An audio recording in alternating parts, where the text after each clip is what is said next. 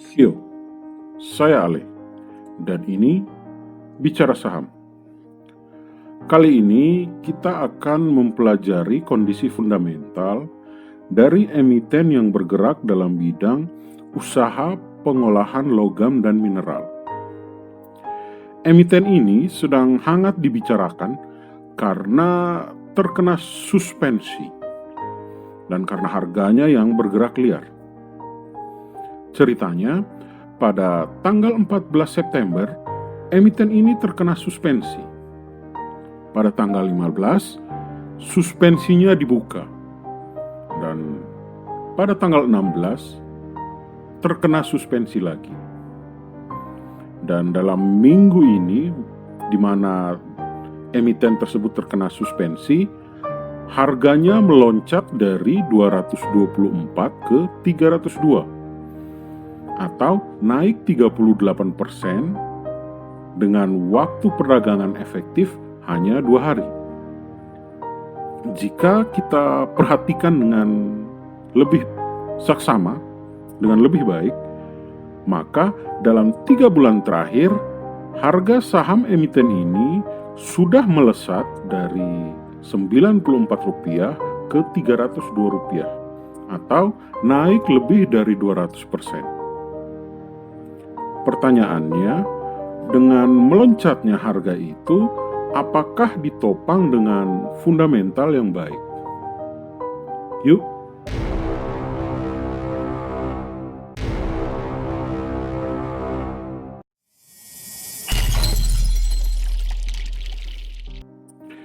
Emiten yang akan kita bahas ini adalah PT Trinitan Metals and Minerals. Perusahaan ini didirikan pada bulan Juni tahun 2019 dan IPO pada bulan Oktober tahun 2019. Per tahun 2019, Trinitan Metals and Mineral memiliki kapasitas produksi sebanyak 39.700 metrik ton logam dan mineral yang terbagi atas timbal dan antimoni. Timbal dan antimoni itu diproduksi di lahan pabrik seluas 5.070 meter persegi. Timbal yang diproduksi oleh Trinitan Metal and Material digunakan sebagai bahan baku baterai kendaraan bermotor, bahan baku baterai industri, serta bahan pelapis kawat dan solder untuk elektronik. Sedangkan antimoni yang diproduksi digunakan sebagai bahan baku untuk panduan timbal industri, aki mobil dan motor. Juga sebagai bahan baku untuk pembuatan antimoni trioksida.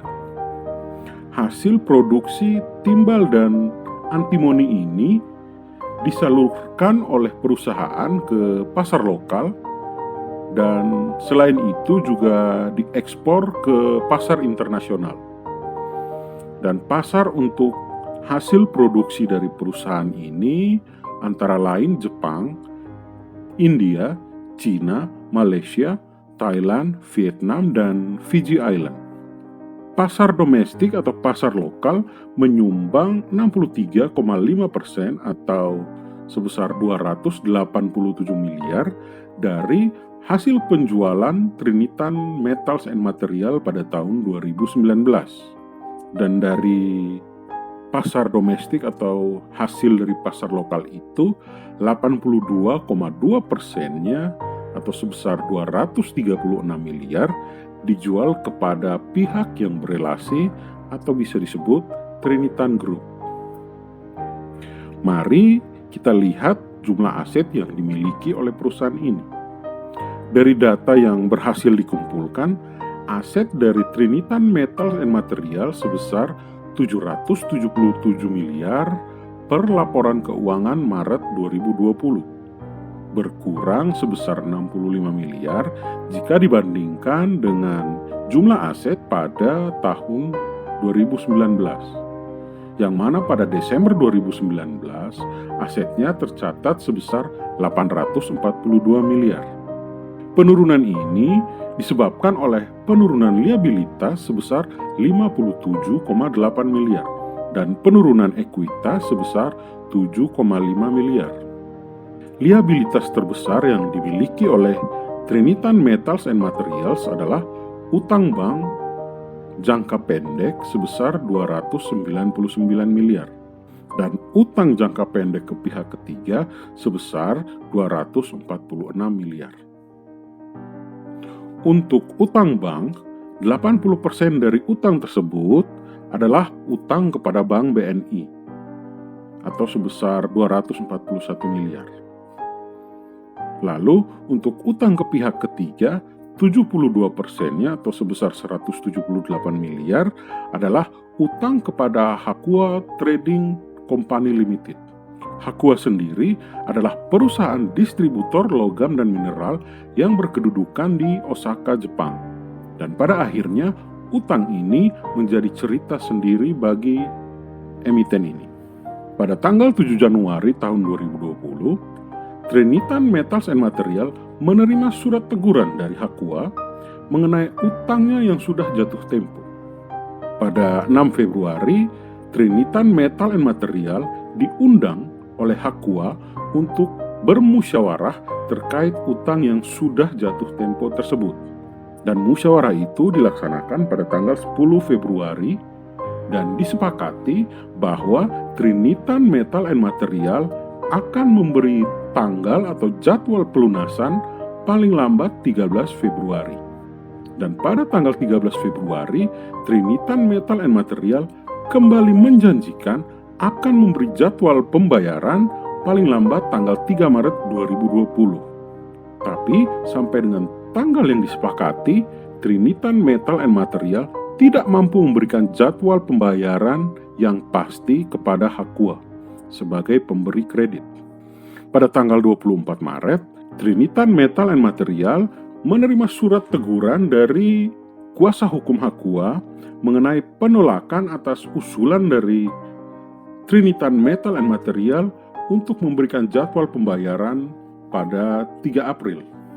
Karena jadwal yang sudah disepakati adalah pada tanggal 3 Maret. Lalu pada tanggal 3 April, Trinitan Metal and Material akhirnya memberikan usulan lagi kepada Hakua mengenai jadwal pembayaran atas utang perusahaan. Pada tanggal 12 Mei, melalui kuasa hukumnya, Hakua menolak usulan yang disampaikan oleh Trinitan Metal and Material mengenai jadwal pembayaran yang sudah diajukan. Ini ditanggapi pada tanggal 19 Mei, di mana Trinitan Metal and Material menyampaikan kepada Hakua bahwa mereka masih memiliki itikat baik untuk tetap melakukan pembayaran utang sesuai dengan jadwal pembayaran yang telah disampaikan pada tanggal 3 April. Dan pihak Hakua bereaksi dengan menggugat Trinitan Metal and Material ke Pengadilan Negeri Cibinong. Gugatan itu didaftarkan pada tanggal 31 Agustus dan telah dilakukan sidang pertama pada 10 September kemarin. Untuk kelanjutan kisah ini, kita tunggu saja keputusan dari pengadilan. Sekarang, mari kita pelajari rasio likuiditas dari Trinitan Metal and Material. Cash ratio yang dimiliki hanya 10%, quick ratio-nya 71%, dan current ratio-nya hanya 99%. Dengan rasio solvabilitas debt to equity ratio sebesar 368%. Ini artinya perusahaan ini dalam keadaan yang kurang baik. Cash-nya sedikit, utangnya tinggi dan mencapai 3 kali lipat dari ekuitas yang dimiliki, serta asetnya tidak cukup untuk menutupi jumlah utang yang dimiliki.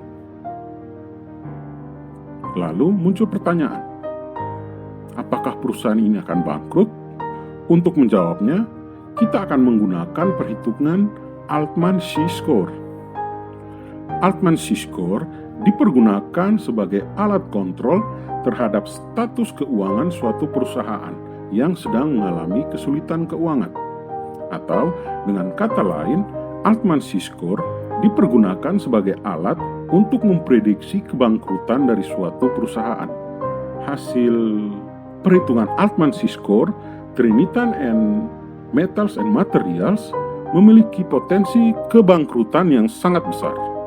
Dari nilai aman bangkrut 2,6, nilai yang dimiliki oleh Trinitan Metal and Material hanya 0,3. Peluang kebangkrutan dari perusahaan ini adalah sekitar 40%. Mari kita lihat revenue-nya.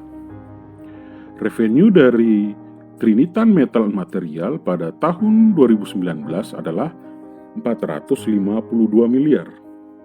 Sedangkan per Maret 2020, revenue yang telah dikumpulkan sebesar 86 miliar. Yang jika kita setahunkan, maka proyeksi revenue untuk tahun 2020 ini sebesar 345 miliar. Ini berarti Trinitan Metal and Material berpotensi mengalami penurunan revenue sebesar 24% atau 106 miliar.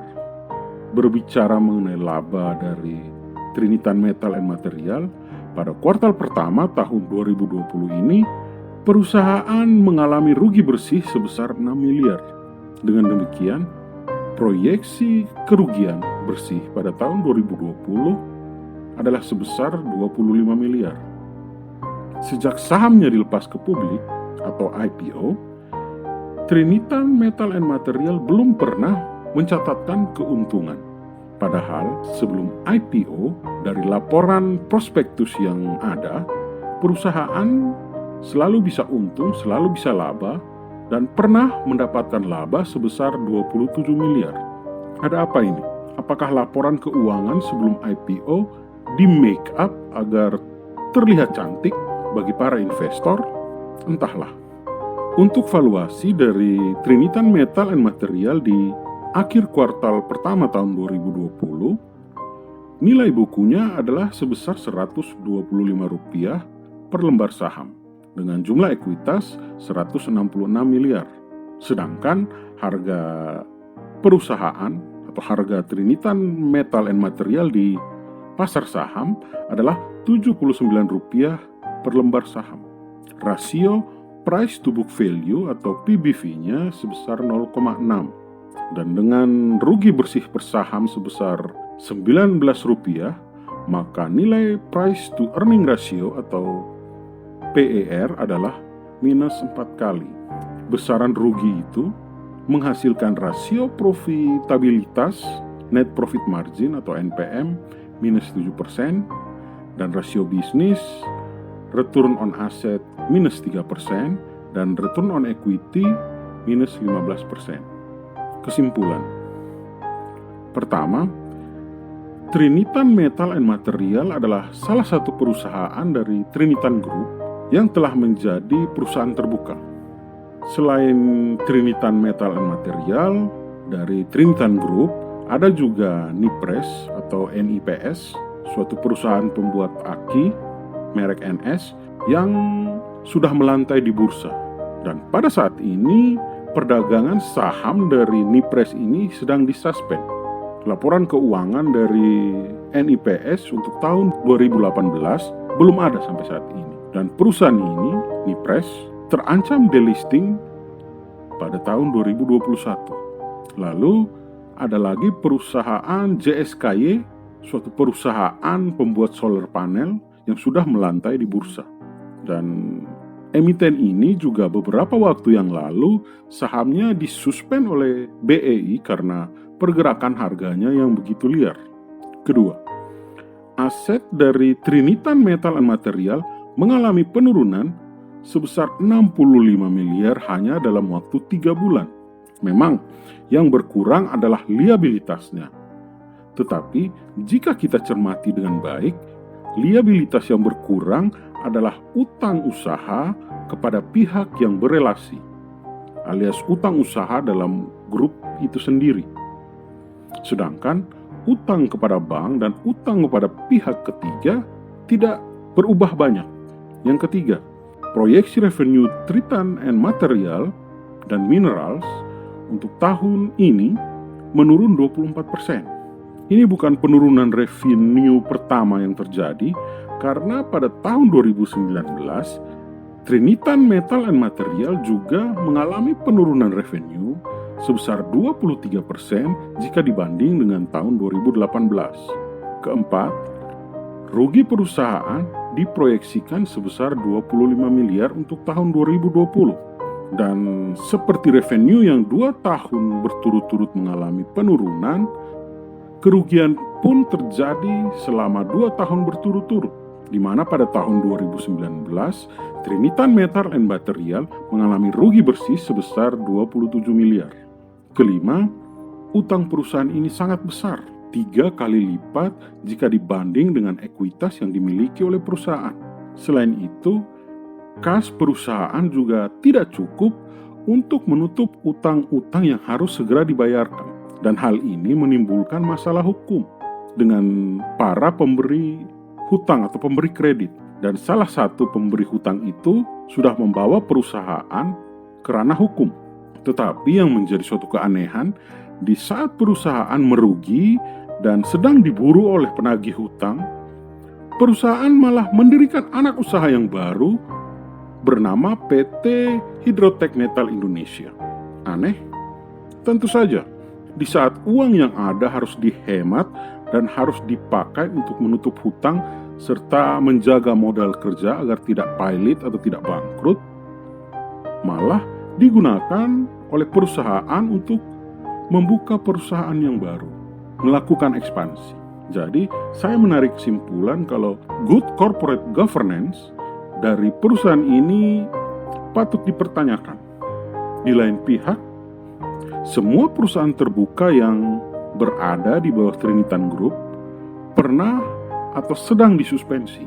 Berarti masalahnya tidak hanya terjadi pada perusahaan ini, tetapi mencakup keseluruhan grup usaha Trinitan. Pendapat saya, untuk yang ingin berinvestasi, pilih saja emiten yang lain. Masih banyak emiten bagus di pasar saham, tetapi jika Anda ingin berspekulasi di emiten ini, ingat bahaya pailit atau bangkrut. Oke, demikianlah review singkat dari PT Trinitan Metal and Materials. Review ini bertujuan memberi pertimbangan dalam melakukan investasi. Silahkan like, share, and subscribe untuk selalu mendapatkan update review saham lainnya. See you semua, kita ketemu lagi di video selanjutnya.